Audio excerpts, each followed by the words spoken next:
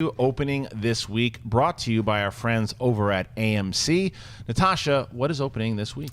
Well, we've got two sequels opening this week. First, The Conjuring 2. In 1977, paranormal investigators Ed, played by Patrick Wilson, and Lorraine Warren, played by Vera Farmiga, come out of a self-imposed sabbatical to travel to Enfield, a borough in North London.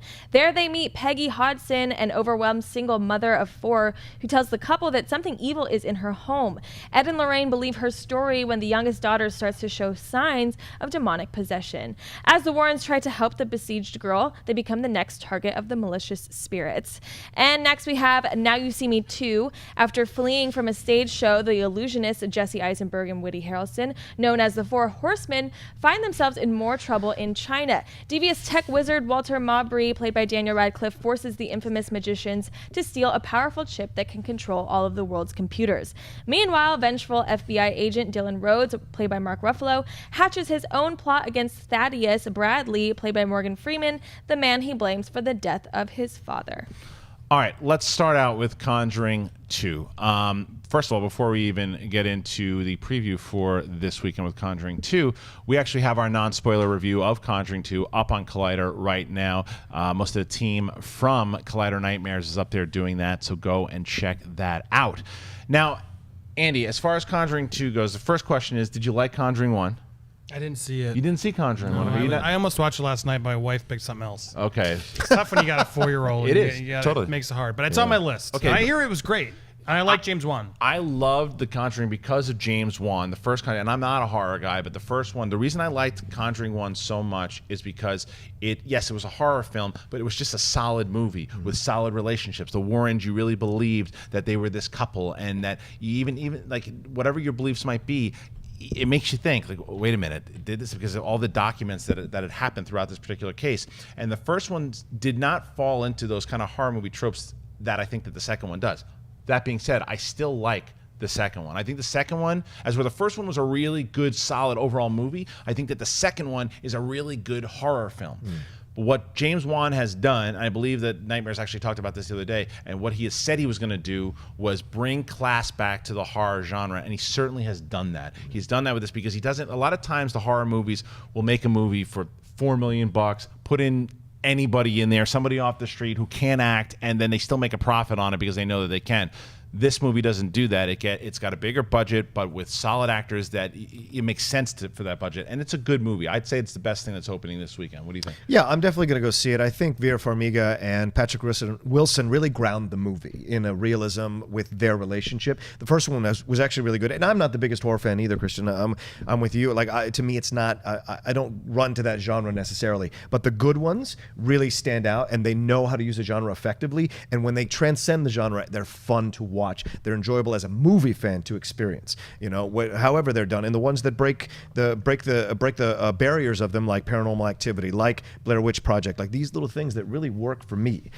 This looks exciting as well because we've got them coming back. You've got Vera Farmiga back, which I'm always excited to see, and it seems to me like it's more of a straight horror film, whereas the first one was a little more of like more in your head, a thriller type thing. And so I'm gonna see what this is like and hopefully enjoy it. It is that, and I think there's a couple of cliches here and there, but again, an enjoyable movie. Now let's move on to another one here. Now You See Me 2. The first one, did you see that one? Yes. And?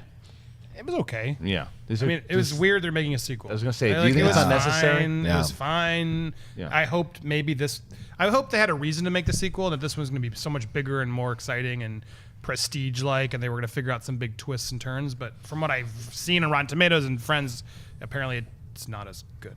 I'm gonna weigh in on that in just a second. Roka, you have not seen it yet. I have not seen this one yet. Did you like the first one? Yeah, I thought the good one was. I thought it was serviceable. I thought it was okay. It was decent. So any reason that they should have made a second? No, it makes no sense to me why they made a second one. Well, they're making a third already. They were talking about it. Yeah. I saw some story. Maybe after this one performed. You recast Isla Fisher, which and then she was pregnant.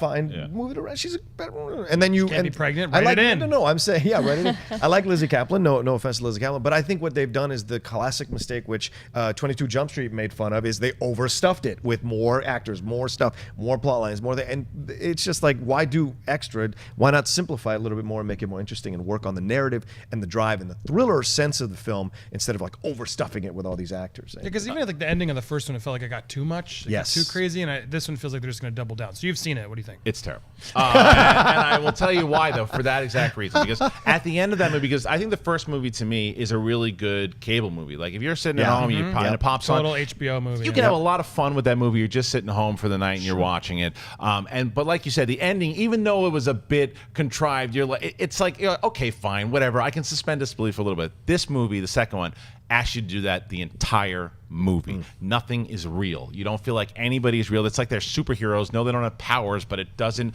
feel real. The only person that is magic is real, people. Yeah, well, the only person that's interesting at all is the same person that was interesting in the first one. That's Ruffalo. And he even doesn't have that much to do. And then there is I'm not going to ruin who it is, but there's a silly twin angle in this that is just no.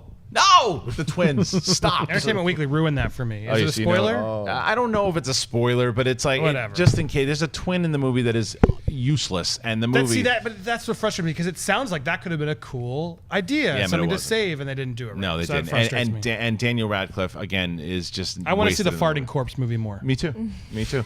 Natasha, did you see the first movie? Now You See Me? I did not see the first Now You See Me, nor am I really interested. I would just so much rather have Hollywood make more original movies and have all of these sequels that don't need to be made and that people don't really want to see.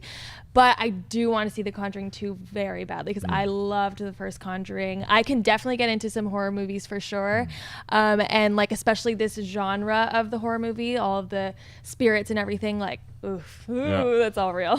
All right, so that's everything opening this week. Again, brought to you by our friends over at AMC.